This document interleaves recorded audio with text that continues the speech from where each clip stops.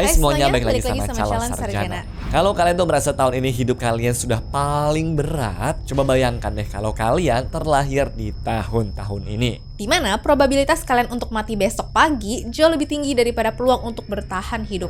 Mau tahu nggak ada apa saja? Hai, gue Andre. Hai, aku Jenny, yuk kita bahas. Tahun 165 Masehi. Di zaman Kekaisaran Romawi dulu, perang udah kayak makanan sehari-hari mereka, nggak sih? Perang, hidup susah, salah dikit bisa jadi budak. Pokoknya tuh berat deh. Tapi hidup warga di tahun 165 Masehi itu benar-benar diuji banget karena waktu para tentaranya pulang, mereka bukannya bikin senang keluarga, tapi malah bawa oleh-oleh penyakit mematikan. Iya guys, penyakit itu adalah cacar air ataupun campak. Dulu penyakitnya dikasih nama wabah Antonin, di mana namanya diambil dari nama keluarga besar Kaisar Marcus Aurelius Antonius yang pada saat itu lagi berkuasa. Nah, asal kalian tahu ya, penyakit ini benar-benar nggak ngotak banget ya guys, karena dalam sehari ada sekitar 2.000 orang mati di Roma dan total korbannya itu diperkirakan sekitar 5-10 juta jiwa di seluruh kekaisaran. Gejalanya juga bisa dibilang serem banget, mulai dari demam tinggi, tenggorokan bengkak, kulit penuh koreng bernanah, sampai diare berwarna merah dan bahkan hitam. Namun bukan cuma nyawa aja yang hancur ya, tapi ekonomi Romawi pun kolaps total gara-gara ini. Rute perdagangan raksasa dengan India dan juga Asia Tenggara mendadak lumpuh dan ditambah juga efek perang yang bikin jutaan warga mengungsi berujung kehilangan rumahnya. Makanya banyak sejarawan yang percaya kalau tahun 165 Masehi ini adalah titik awal dari keruntuhannya Kekaisaran Romawi. Sekitar 73.000 sebelum Masehi. Selanjutnya kita sedikit mundur ke zaman purba ya, atau sekitar 73.000 tahun sebelum Masehi dulu.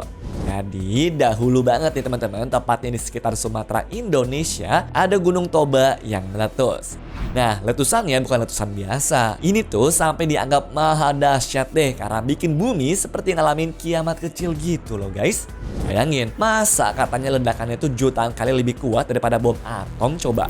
Abu vulkaniknya pun juga pada terbang tinggi sampai nutupin atmosfer dan ngeblokir sinar matahari selama bertahun-tahun. Akibatnya, bumi itu ngalamin yang namanya adalah musim dingin vulkanik, lalu suhunya itu drop drastis, tanaman pada mati, makanan langka, bahkan wilayah India aja sampai ngalamin penggundulan hutan massal loh. Yang gilanya juga nih guys, saat itu kabarnya cuma tersisa sekitar 3.000 sampai dengan 10.000 orang saja yang berujung selamat. Dan kiamat kecil inilah yang menjadi alasan tuh kenapa semua manusia modern itu punya ikatan genetik yang super dekat ya. Tahun 1929. Tahu nggak, saking hancurnya ekonomi di tahun 1929, resepsionis hotel di New York tuh sampai nanya ke tamunya tuh begini ya, kamar ini buat tidur atau buat lompat dari jendela? Itulah efek dari kehancuran pasar saham Amerika di mana saat itu memicu The Great Depression, yaitu krisis ekonomi sedunia yang bikin 25% orang mendadak nganggur dan gaji pekerja dipotong setengah.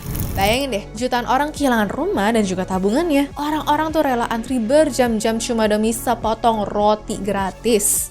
Nah, saking miskinnya, para petani aja bahkan terpaksa menyembelih hewan ternaknya dan membuangnya ke jurang karena nggak mampu lagi beli makanan hewan dong. Kondisi mental sedunia tuh benar-benar hancur deh pokoknya guys. Dan penderitaan financial selama 1 dekade inilah yang akhirnya menjadi bensin untuk menyulut bencana yang lebih besar, yaitu Perang Dunia Kedua. 1942-1943. Mau nggak mau, tahun 1942 sama 1943 harus kita bahas secara gabungan ya. Karena bisa dibilang ini adalah titik kelam paling parah dari Perang Dunia Kedua. Jadi di tahun-tahun ini tuh ambisi para penguasa bener-bener ngerusak bumi deh. Dimana salah satu pertempuran paling berdarah saat itu terjadi di Stalingrad, yaitu waktu pasukan Nazi Jerman dan juga Uni Soviet bertempur habis-habisan buat ngerebutin satu kota tanpa peduli dengan nilai kemanusiaan. Padahal di tahun 1939, Hitler dan juga Stalin tuh sebenarnya sempat membuat perjanjian untuk gak pernah saling serang lagi loh. Nah, berhubung sudah melanggar perjanjian mereka sendiri, pertempuran Stalingrad pun juga seakan-akan menjadi ajang brutal mereka berdua karena bikin dua negara ini sama-sama kena dampak yang parah tuh guys. Sudah berantem di tengah reruntuhan bangunan, nggak punya bahan untuk makan, ditambah lagi suhu musim dingin yang nyampe minus derajat Celcius juga. Jumlah korbannya pun juga nembus angka hampir 2 juta orang tuh. Malah menurut gue nih, mungkin banget korban-korbannya tuh lebih daripada itu. Karena yang berantem di tahun ini, ya bukan cuma Jerman sama Uni Soviet doang. Lautan pun juga jadi kuburan massal karena adanya perang torpedo yang nenggelamin banyak banget kapal tuh. Dimana kalau kalian inget, tahun itu juga lah menjadi tahun dimana Jepang menyerang Pearl Harbor ya. Makanya gara-gara hal itu teman-teman, di balik layar Amerika mulai mempercepat Manhattan Project tuh, yaitu sebuah proyek yang punya tujuan menciptakan bom atom pertama mereka. Sementara di Eropa, mesin pembantaian massa Holocaust miliknya Nazi juga bekerja dalam kapasitas penuh di kamp-kamp konsentrasi yang dipakai untuk menghanguskan jutaan nyawa. Gila kan? Ibaratnya nih guys, kalau kalian tuh hidup di tahun 1942 sampai dengan 1943, berarti teman-teman tuh harus siap melihat kematian setiap hari ya. Antara menjadi korban, nontonin korban, atau malah yang bikin orang menjadi korban. Tahun 1918. Sebenarnya tahun ini tuh harusnya jadi tahun paling menyenangkan karena Perang Dunia Pertama akhirnya selesai juga ya guys. Tapi ironisnya tepat di saat senjata-senjata mulai diturunkan, ada sebuah pembunuh tak kasat mata yang justru datang meneror bumi. Namanya adalah virus influenza tipe H1N1 yang kemudian dikenal sebagai flu Spanyol. Penyakit ini tuh nyebar cepet banget deh karena dibawa oleh tentara-tentara yang pulang dari medan perang ke kampung halaman mereka masing-masing. Ya, diperkirakan tahap awalnya aja nih ada 500 juta orang yang terinfeksi dong. Terus banyak yang salah sangka mengira kalau penyakit ini dinamain flu Spanyol berarti asalnya tuh dari Spanyol. Padahal bukan begitu ya guys. Justru Spanyol adalah negara netral yang media-medianya tuh jujur ngasih tahu wabah ini di saat negara lain pada diam-diam doang. Nah, masalahnya, virus ini nggak kayak flu biasa yang kalau kalian diemin atau tidurin doang bisa hilang ya guys. Virus ini ngincer anak-anak sampai lansia, di mana gejalanya tuh bakal bikin paru-paru korban terendam cairan dan secara mengerikan mengubah warna tubuh korbannya menjadi ungu lalu hitam pekat saat mereka meninggal. Skala kematiannya tuh benar-benar bikin merinding deh. Dalam waktu singkat aja nih, flu ini merenggut nyawa sekitar 50 juta sampai 100 juta orang di seluruh dunia. Dan mengejutkannya, angka kematian itu pun jauh melampaui total korban jiwa akibat Perang Dunia Pertama loh. Tahun 1601. Berhubung hidup di Indonesia, negara kita lebih sering ngelihat matahari dibandingkan sama hujan kan? Nah, tapi dulu banget nih atau sekitar tahun 1601, ada masa di mana manusia itu nggak pernah ngelihat matahari karena langit saat itu berubah warnanya menjadi abu-abu pekat. Bukan karena hal mistis ya, tapi setahun sebelumnya Gunung Huayna Putih di Peru ini meletus teman-teman dan lemparin jutaan ton belerang ke atmosfer bumi. Dampaknya apa tapi? Sinar matahari langsung kehalang tuh dan juga memicu penurunan suhu global yang ekstrim di mana merusak siklus alam.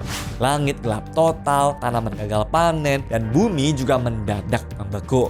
Namun dampak paling mengerikan dari anomali cuaca ini dialami oleh Rusia. Dalam sekejap, kondisi ini memicu bencana kelaparan Rusia yang berlangsung dari tahun 1601 sampai dengan tahun 1603. Sepertiga populasi Rusia atau sekitar 2 juta nyawa saat itu melayang karena kelaparan. Bahkan karena sudah nggak ada lagi makanan yang tersisa, kabarnya orang-orang mulai makan rumput tuh. Lalu hewan peliharaan mereka juga dimakan, sampai puncaknya terjadi kanibalisme massal hanya demi bisa bertahan hidup. Serem banget kan? Tahun 2020. Tahun yang satu ini mah kayaknya nggak akan dilupain sama generasi sekarang ya. Soalnya 6 tahun lalu adalah titik mula dari banyak yang kehilangan bisnisnya, yang kehilangan keluarganya, atau yang harus kehilangan pekerjaannya. Di tahun ini, satu dunia tuh ibarat dipaksa berhenti berputar deh karena kemunculan virus COVID-19 yang menyebar dari Wuhan ke seluruh penjuru dunia. Dalam hitungan bulan, Organisasi Kesehatan Dunia atau WHO langsung menetapkan status pandemi global di mana dalam sejarah abad modern, hal ini nggak pernah kejadian sama sekali. Cuma karena virusnya bisa ditularin dari manusia dan hewan, makanya penyebarannya itu pun cepet banget kan? Banyak warga pada panik, jalanan tuh sepi, nggak ada yang boleh keluar rumah. Bahkan nih rumah sakit pun sampai kolaps karena nggak mampu menampung banyaknya pasien dong. Tiap hari mendengar suara ambulans mondar-mandir pun rasanya udah jadi musik di telinga kita ya. Ya bisa dibilang secara global, pandemi ini bukan cuma ngancurin sistem kesehatan doang, tapi juga meruntuhkan perekonomian dunia serta kepercayaan orang-orang pada pemerintah. Makanya sekarang kalau ada kabar satu penyakit baru beredar di beberapa negara, biasanya udah pada pada siap-siap kan? Trauma lockdownnya masih terasa sampai sekarang soalnya guys. Tahun 1347. Di sekolah kita dulu biasanya wabah ini suka disebutnya sebagai bencana kemanusiaan paling mematikan karena korbannya tuh ya benar-benar brutal banget kan. Jadi di tahun 1347 wabah pes atau The Black Death ini muncul waktu kapal-kapal dagang dari Laut Hitam bersandar di pelabuhan Genoa, Italia. Waktu kapalnya diperiksa, sebagian besar pelaut tuh sudah pada tewas mengenaskan teman-teman. Dan mereka yang masih hidup pun juga dipenuhi sama bisul hitam yang sudah ngeluarin darah serta punya nanah di sekujur tubuhnya juga. Namun, kenapa bisa begitu sih? Karena tanpa disadari, kapal-kapal ini membawa tikus yang terinfeksi bakteri Yersinia pestis, di mana waktu mereka tuh masuk ke daratan, wabahnya langsung menyebar tanpa bisa dikendalikan. Dan dalam waktu 7 tahun saja, berhasil menyapu bersih sekitar 60% dari total populasi seluruh Eropa. Gila kan? Buruh pun nih pada nggak ada teman-teman, karena biasanya mereka lah yang menjadi korban yang terdampak pertama.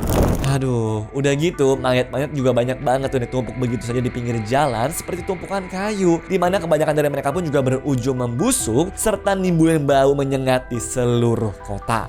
Ya, berhubung waktu itu juga ilmu medis terbatas banget, akhirnya banyak orang tuh yang nggak tahu kalau ini tuh penyakit apa dan bingung juga harus gimana cara ngobatinnya. Makanya nggak jarang orang yang punya uang pun juga dibuat meninggal ya guys.